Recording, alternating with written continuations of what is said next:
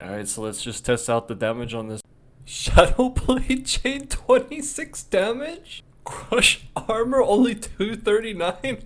Holy crap, I've created a monster.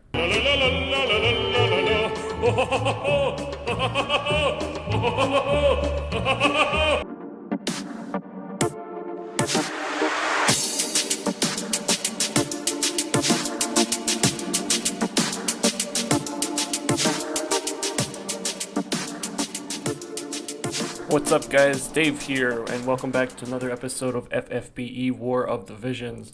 In today's episode, I'm making a new type of guide. This guide is covering the unit Englebert in PvP. So this video will go over the details on number 1, how you can make your Englebert as strong as possible. Number 2, how you can take down the enemy Englebert. And number 3, other strategies with and against this unit. So without further ado, let's jump right in and take a look at how you can make your Englebert as strong as possible. Alright, first we're going to take a look at Englebert's base stats to find out why he's so strong, especially against physical attackers. Now on the top you can see his base hit point pool is 3,225. This is extremely high, and anything that's going to boost him with percent hit points is going to be very beneficial to him. The only real downside here is his low agility. While it is higher than many MR units, or about the same as many MR units, it's much lower than most UR units. Now in most situations, low agility is a bad thing. There are a couple situations where very low agility is a great strength, and I will go into detail later in the video. Going down to his attack resistances, he's got pretty high attack resistances across the board. His only real weakness is magic at minus 30%, and only having 5% against Pierce makes him somewhat vulnerable to that, but not a real weakness. Then moving down to elemental, since he's light, he's only weak against dark, minus 10%. As for status ailments, he's got 50% weakness against stop. I'll go into detail who can use that later, and a 50% resistance against stun. Again, I'll go into that later. We can see his trust down to the bottom left. It has a great deal of hit points and defense, making a great TMR to put on him. And his master ability in the lower right gives him 15 defense, which is aka 15% damage reduction against physical. Now his main job is Paladin, tank. His second job is Knight, which gives him some breaks, some tankiness, and some attacks, and then Monk with the mixture of various things. Now, I always keep my Englebert in tank mode, in Paladin, so he gets both the, what do you say, the main and the sub abilities for that. But some people enjoy putting in the Monk. I like my Englebert to be as strong as possible, and I'll go into detail why in the future. But now that we've taken a look at the base stats, let's go on and take a look at the next slide. Alright, next let's take a look at Englebert's skills and which ones I recommend. Alright, so the top we have his passives. Holy Knight Protection, I recommend having this on all the time. Why? Well, here's why. Hit points, he has 2. He has Knight, which he gets earlier in level. So I maxed that out first. He also gets the same thing with Monk. Both are 15%. If you combine those, well, hey, that's 3% more than having Holy Knight. So wouldn't that be better against all magic units? Yes. But when have you ever gone up against an all magic unit team? When have you done a PvE match that's all magic units? I have yet to do that.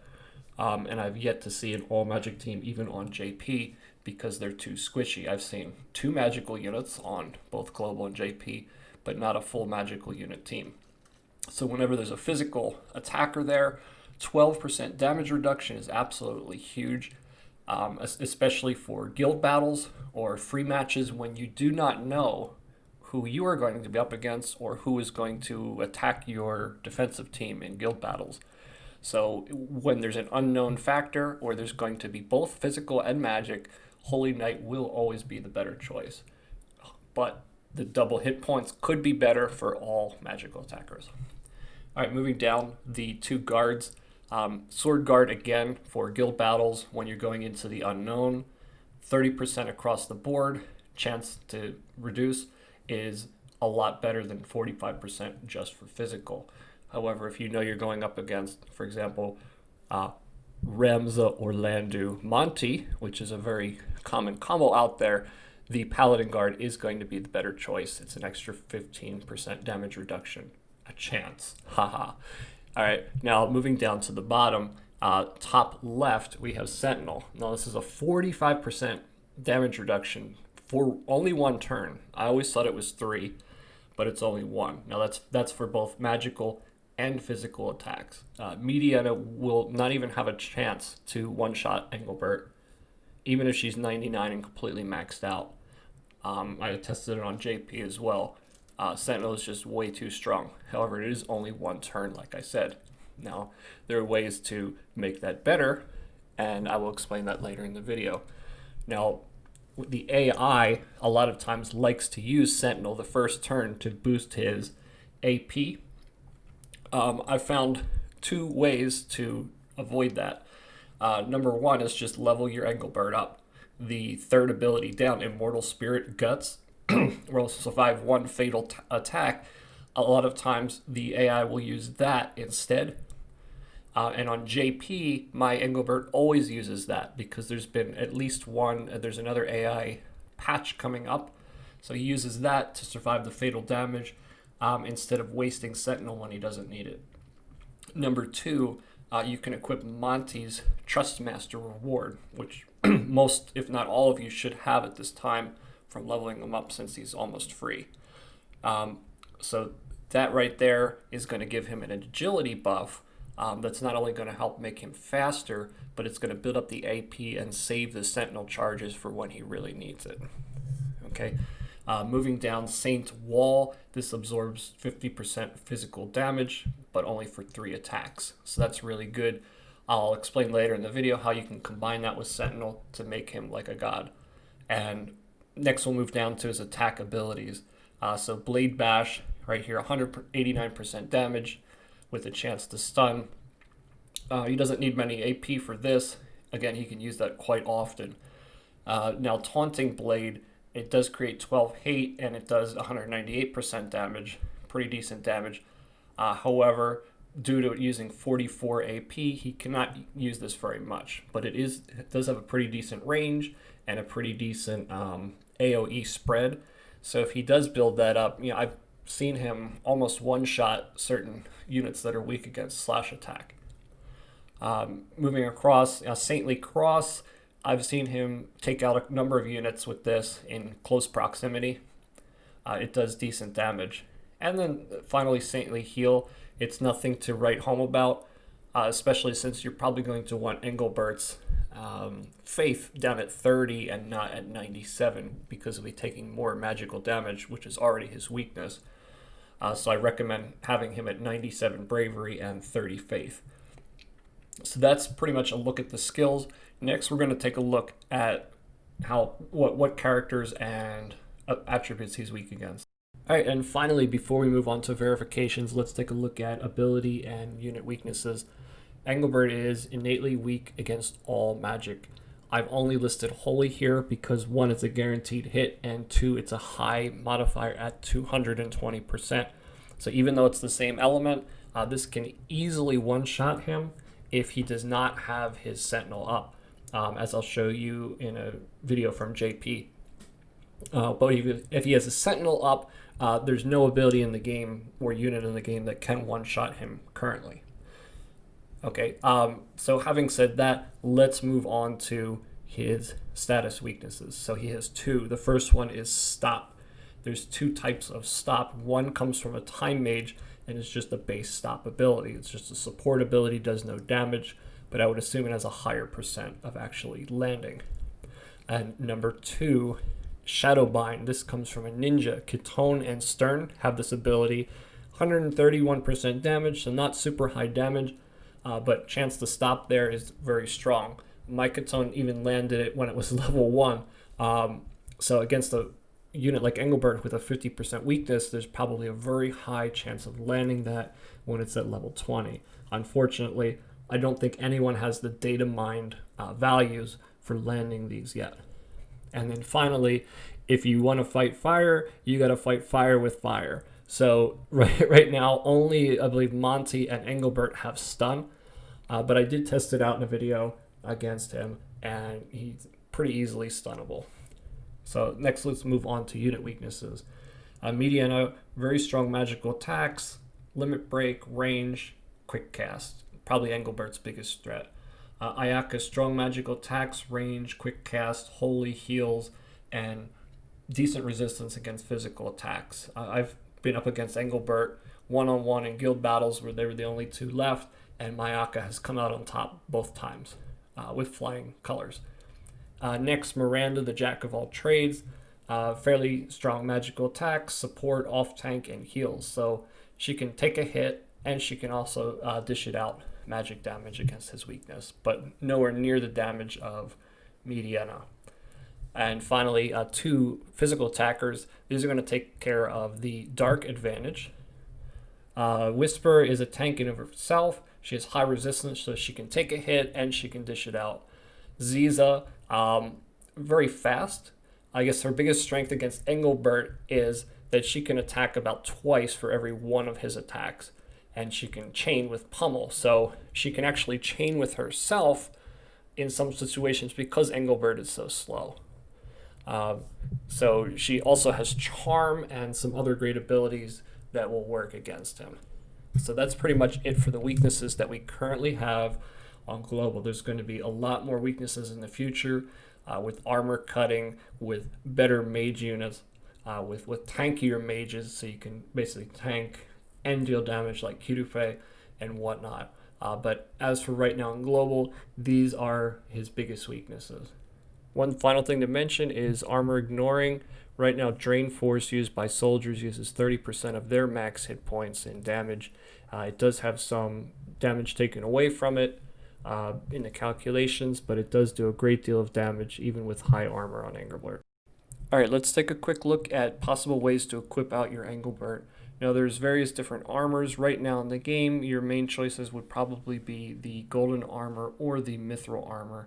Some people like the iron armor, but I disagree with that being that good. It does have the slash resistance there, but I still think the golden armor is a little bit better against slash units. Against non-slash units, the iron armor is another possibility. However, I like the mithril armor up on the screen, decent hit points, 13 defense, and I didn't write it, but it has 4 evasion as well. And it's very easy to get up. And since it doesn't have slash resistance, you can just buy one, make one, and as long as you get the shield version, easily get it up to 5 stars, and it's not that hard to max out on the stats. So a very easy one there. You don't have to worry about combining a lot of recipes. So it's a very easy one to level all the way up, and that's why it's one of my recommendations. Now, if you know you're going up against the slash team, the golden armor is going to be slightly better. It has more defense as well. Now, as far as trust masters go, you would use either Monty's shield or Englebert's shield there. Englebert's shield is going to give you a lot more life, which is going to override the life from either one of the armors. The only armor that would be higher would be the PvP Platinum armor, which most people do not have yet. Englebert's shield, it's good, but as I mentioned before, Monty's shield has the agility buff on it, which is really good for Englebert. It also has 8% magical damage reduction on it, which is good. So Monty's shield has advantages over Englebert's trust in certain situations. I think actually for PvP, Monty's shield would be better for most situations. 1, because you have the agility buff making him quicker. 2, the agility buff causes him to use Sentinel at better times in the matches. And 3, you can still get that HP, decent HP bonus from the armor itself. And most of the time the defense is coming from the armor anyway. So in Englebert's trust there, he's not really a DPS powerhouse, so that's kind of a waste in my opinion. And the defense is low, so it's not being used. But again, use your judgment to determine which situation is the best. As for weapon, I put the Nagner up on the screen. Yeah, the attack stats are slightly higher, but you might want to use the, what is it called? The Excalibur, because you can max it out, and it has, I believe, 24 accuracy on it. So that's going to pretty much guarantee he lands his hits most of the time. As we see more and more evasion teams coming up, before evasion teams just get completely nullified by accuracy later in the game, that's going to be good. So you need to determine, which sword is going to be better for him to use. A lot of people think, Ragnarok's best all the way around. Well, it's not, because the accuracy is very low. So keep that in mind as well when you're equipping them out. So again, these are just, in my opinion, some of the best things to put on him. Are there more options? Absolutely. You can explore those options yourself, for different niche situations, what armors and weapons combinations would be best for him. All right, and this time I promised last thing before verification videos. So we're going to go over Espers and vision cards really quick. These are by no means all the possibilities. They're going to be niche situations and things that suit you best, but these are some of my top recommendations, and I'll explain why. So number one, for tanking and for just being really hard to kill, Gollum, with his probably the highest hit points of all the Espers, 963, is great. 15 defense, another 15% damage cut. 10 agility, it's a little low, but I explained there are 2 advantages to being slow. So low agility is only bad maybe 33% of the time. I'm sorry, 66% of the time. 33% of the time is actually good. 15% man killer, 7% critical evasion, so less likely to be hit by a critical attack. That's going to reduce damage by 25%. That's not like I do 100 damage, 25% more than 100. That's 25% added to whatever percentage is already there. So if the attack was 100% attack, it would be 125%. If it was already 115, it would be 140%. That's how it's calculated in this game. Now moving down to Odin, 823 hit points, decent, 80 attack. I forgot to write the attack for Gollum. I apologize, but it's still pretty high. 7% attack on Odin, 25 man killer, and 15 slash. So why would you want to use Odin? Well, he still has good hit points. He has the highest attack. So Engelbert's going to do a lot more damage. And he also has the highest agility of any Esper, I think even on JP. So 19 is really high. It's 9 more than Gollum. And Engelbert's biggest weakness is his low agility, which we'll talk a little bit more about when we get to the tanking card. But depending on the situation, you might want to swap either one of those out. But if you're like a physical heavy team, you're probably going to want Odin on one of your physical attackers and not your tank. Okay, so moving to the right side. In my verification video, I used the new, I don't know what the card is called, but it's the card with the whisper up there in the top right. Now, right away, especially at low levels, you're like, oh my gosh, minus 15% hit points. Yes, that's huge. But one, on a unit like Engelbert, he already has a huge hit point pool, so he's not taking as big of a hit as other characters. Number two, he already has a high missile and slash resistance, so you're adding more on top of that. I believe in my video I got it so he's at 9% for both. I awakened it twice and got it up to I think level 50. But when you fully awaken it, you can get 15% of both, which is really high, since about half of the units in the game are slash attackers. 15% slash resistance is really big. Now 76 attack, that's kind of low if you compare it to other cards, especially some of the ones below, but yeah, it's still not horrible. And I didn't bother listing like magic and other stats like that are irrelevant to Engelbert. Okay, so yeah, that's that card. It's very good for the resistances, but it might not be the best in every situation, especially not against magic, because you have lower hit points and a lot lower hit points than the other cards. All right, I'm going to go on to Odin next, because the other one's a long explanation.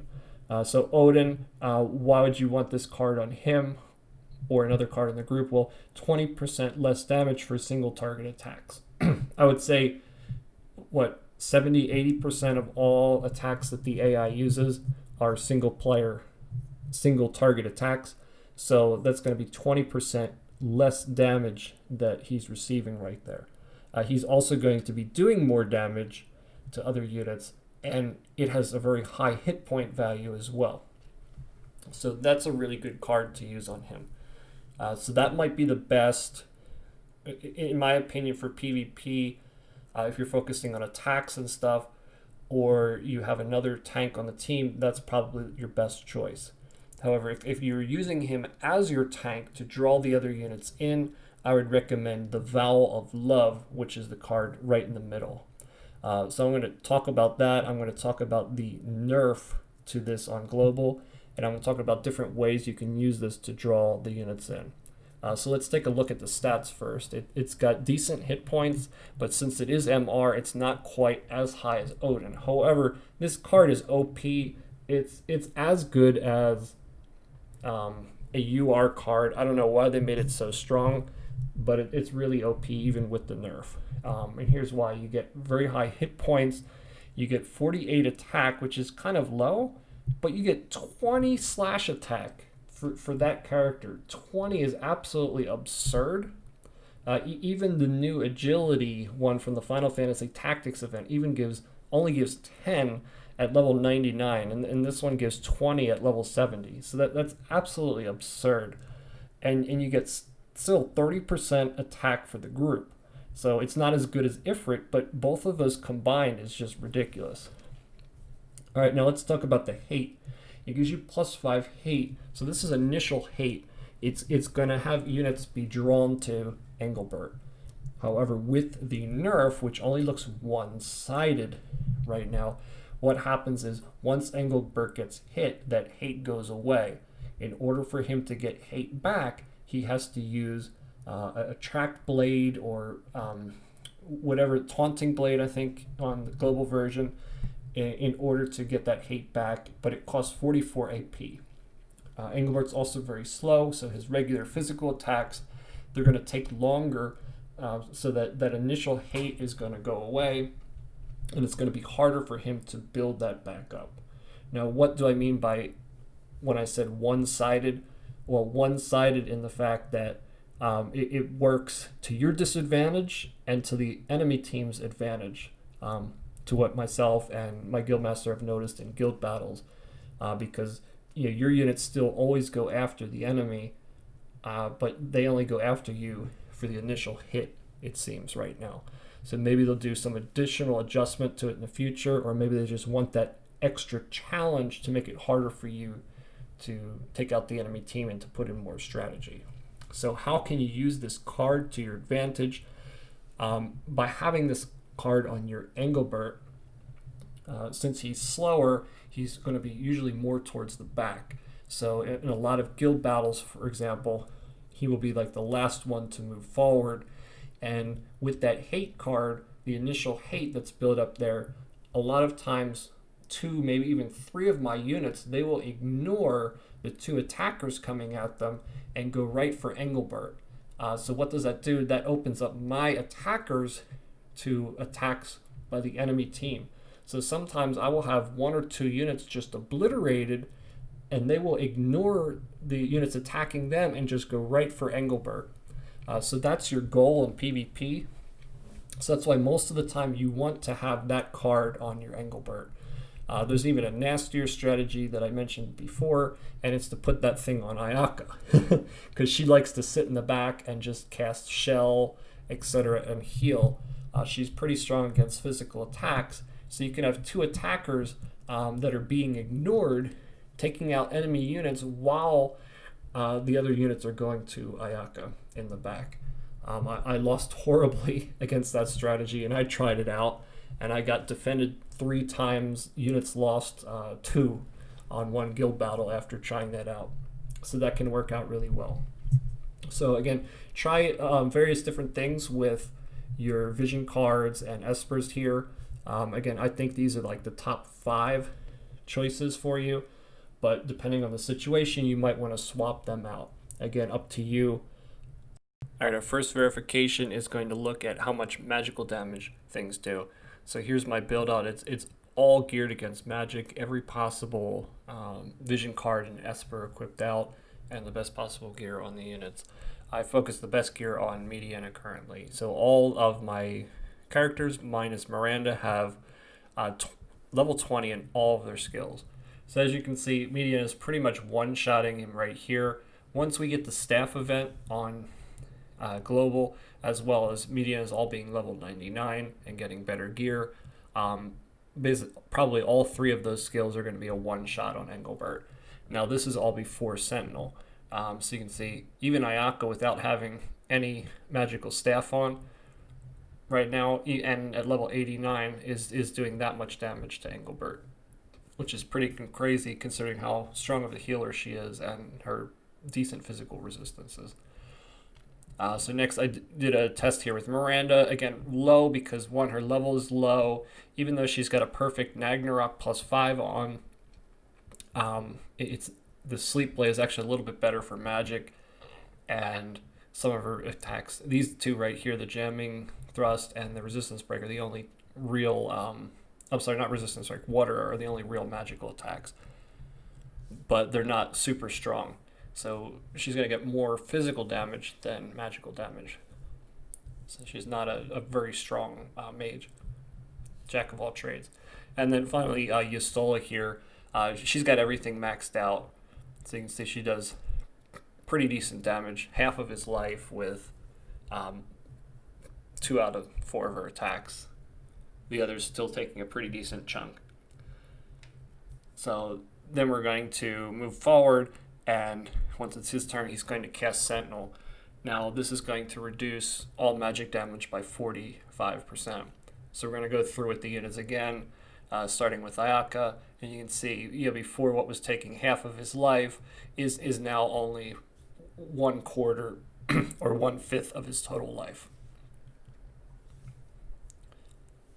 And again with Mediana coming up next, I don't know, it took me a long time to take that turn. Mediana coming up next, she's going to redo the same abilities again, her starting with her limit break. And you can see before it was almost a one-shot, now it's only 40%, and even flare is only 50%, which was about 96% before, something like that. Still very good damage, but keep in mind that Englebert's Sentinel is only 1 turn. Now before I mentioned that it's only 1 turn, but it's only 1 turn for Englebert, so actually the slower he is, the better for Sentinel. Because if he only has like 1 agility and his CT takes forever to fill up, then he's going to have that really strong resistance buff up the entire time. All right, our second verification is going to be a physical verification test. As you saw, only for a brief moment there, all the characters have my best possible vision cards, Espers, and equipment equipped. I do have a +5 Nagnarok and Golden Axe right there. Pretty decent mithril calls. Katona isn't really the only one without a good weapon in this verification. So what we're going to do, we're making it realistic. So in a guild battle, arena, etc., you usually have to close the gap, and most physical attackers, they're going to cast an attack buff or some type of buff on them the first turn. I did attack buff on all of these units. One, it's going to build up the AP, and again, it's until they can get in range of the enemy. But we're doing it to get a real idea of how much it does. So you see that Englebert has done his Sentinel the first turn. Again, this is 45% physical damage reduction.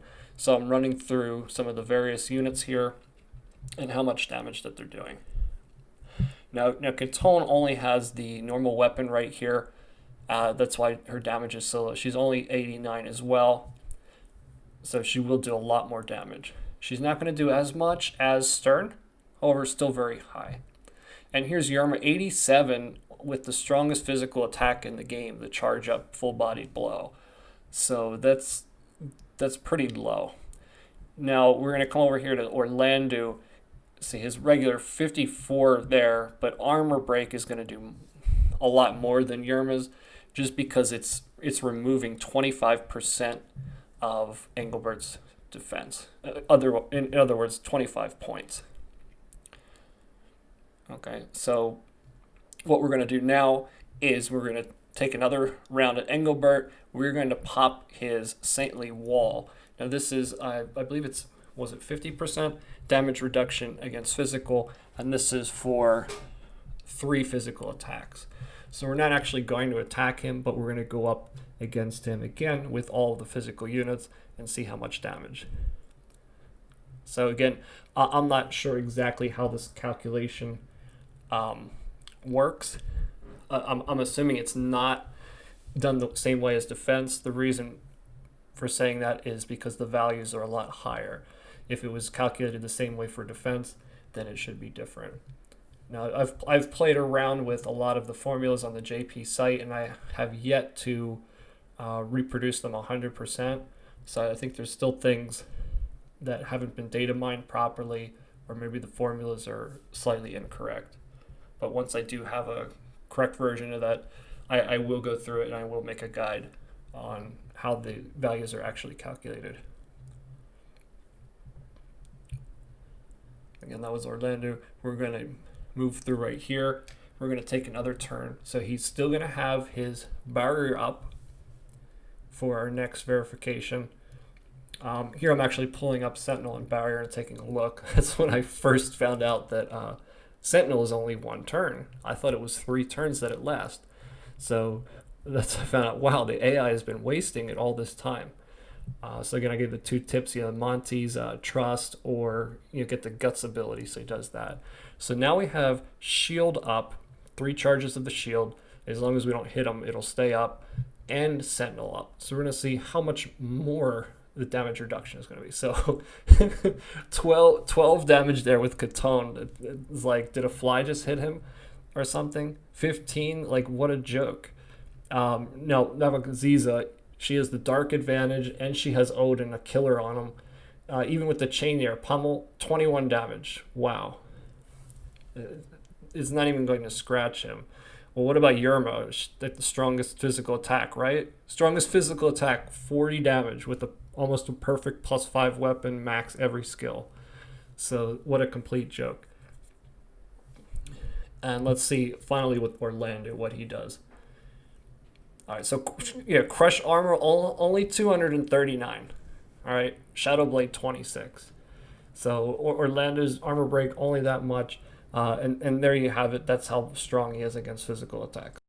All right, here's just a sneak peek at JP. There's my team. Not super strong. Irudia is level 89, +3 Platinum Staff, 83 Magic. All of her skills are maxed out. And my level 69 Engelbert, all of his skills are maxed out that he can get at level 69. So as you can see, Holy is an easy one-shot on him, even though that's his element. So he doesn't have an elemental weakness to it, but he's innately weak to magic.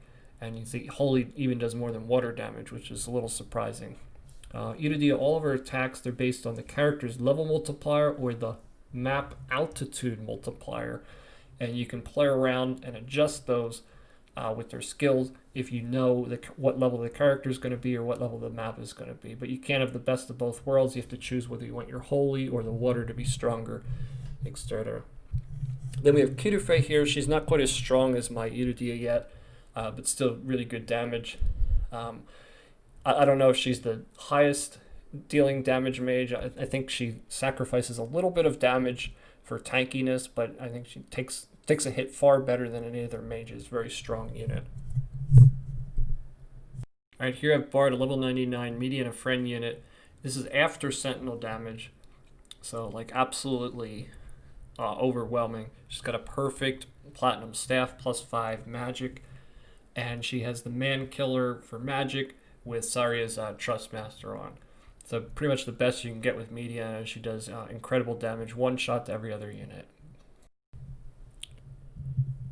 All right, and just as some closing thoughts, I've given a good overview of how you can make your Engelbert as strong as possible, what his weaknesses are, how you can take him down. But I didn't really talk too much about his monk capability. So my guildmaster has used him a lot in guild battles as a monk. What does monk do? It gives him low cost ranged abilities. which makes up for some of his weakness. Now, what this does, this makes him more offensive with giving up a lot of his defense, for example, Sentinel and whatnot, but he still gets all of his base Paladin abilities, the ones on the outside and the inside of the tree. So he loses a couple, but he gains a good number as well. So, play around with his monk class as well. It's definitely not as good for tanking, and you're not going to see crazy damage reduction like I showed you in these videos here, but you will be able to do decent damage. I don't think it's going to do more damage than his Paladin ability because Taunting Blade and Blade Bash already hit very hard, but you're going to get further range and you're going to get abilities that use less AP than like 44 for Taunting Blade or the top ability on his tree that does damage like that. So there's more than one possibility. Just play around and see what works best for your play style and whatever you're trying to accomplish. So there's no one best fits all scenario.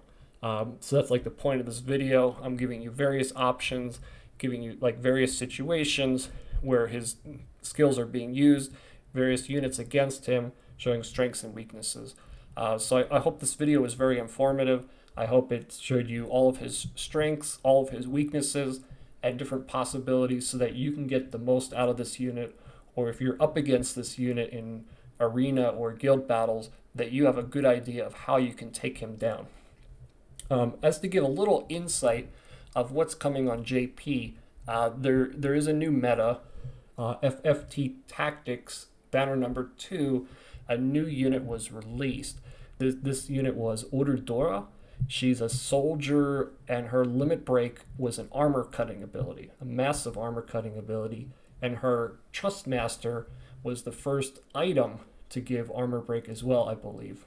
Now, Lucia, which we should be getting on Monday, she has an armor break ability, but we haven't seen it on armor before. And next Monday on JP, they're going to get Gracia and Laswell. Both of them have armor cutting as well.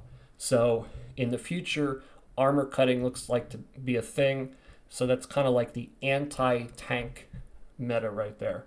There's been too many tanks in arena and guild battles doing too well, like the Warrior of Light, Kutufe, Rain teams. For a while, we're just dominating everything. If you didn't have those 3 units, you basically couldn't win because they did decent damage and they're very tanky, and it was very difficult to kill them.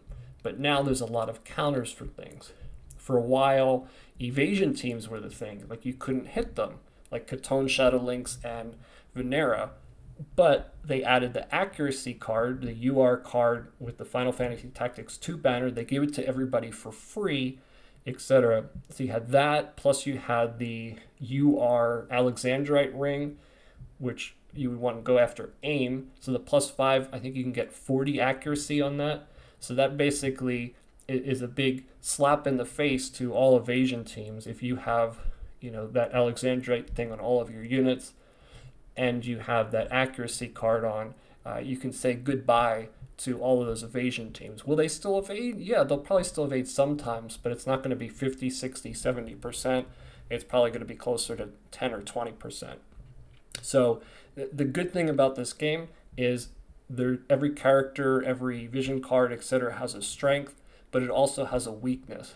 And other people play around with different combinations, and you have to think and strategize and try to overcome, what can I do to beat this combination? And that's one of the most interesting things about this game that I like. So I hope you really enjoyed this content. If you did, please comment, like, and subscribe, and I'll see you again next time on another FFBE War of the Visions video.